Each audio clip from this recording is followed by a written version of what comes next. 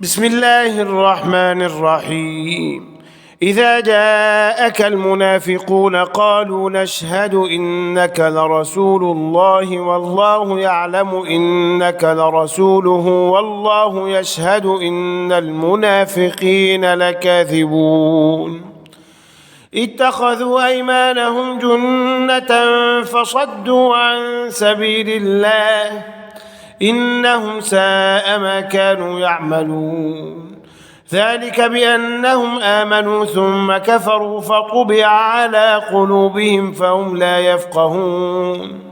وإذا رأيتهم تعجبك أجسامهم وإن يقولوا تسمع لقولهم كأنهم خشب مسندة يحسبون كل صيحة عليهم هم العدو فاحذرهم قاتلهم الله أنى يؤفكون. وإذا قيل لهم تعالوا يستغفر لكم رسول الله لووا رؤوسهم ورأيتهم يصدون وهم مستكبرون. سواء عليهم أستغفرت لهم أم لم تستغفر لهم لن يغفر الله لهم إن الله لا يهدي القوم الفاسقين. هم الذين يقولون لا تنفقوا على من عند رسول الله حتى ينفضوا ولله خزائن السماوات والأرض ولكن المنافقين لا يفقهون.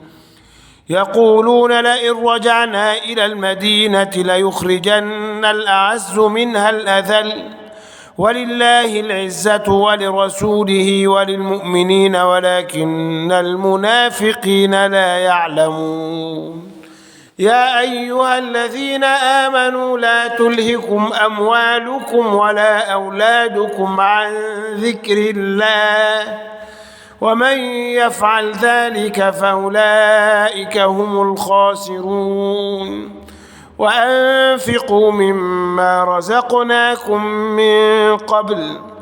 من قبل أن يأتي أحدكم الموت فيقول رب لولا أخرتني إلى أجل قريب فأصدق وأكن من الصالحين ولن يؤخر الله نفسا إذا جاء أجلها والله خبير بما تعملون.